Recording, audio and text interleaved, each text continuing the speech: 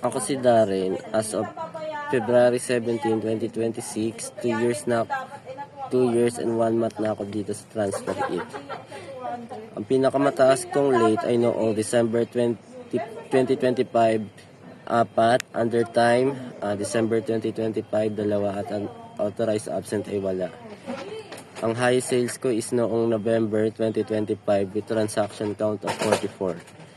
Last month bulk order ko ay may isa with total amount of 10,138. Bumaba ang aking ABR last month ng 3. Ang aking ABR mostly ay about wearing earrings and damages. May IR pending ako na 2, overdue dito ay 2. Magagawa ko ito today. Sales demo ko ay good.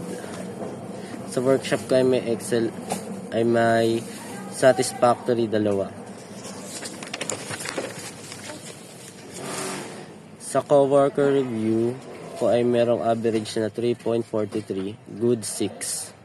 Positive comment sa akin ay focus sa trabaho, good service provider, masinop, masipag, matyaga. Ang for improvement ko ay sa punctuality. Need ko ma-improve ang aking rates. General comment ko ay dapat ugaliing i-comply ang IR at hotspot. Dapat ma-improve ko ay aking punctuality. Ugaliing pagpasok ng maaga sa trabaho. Happy ako sa mga nabanggit tungkol sa akin. Thank you.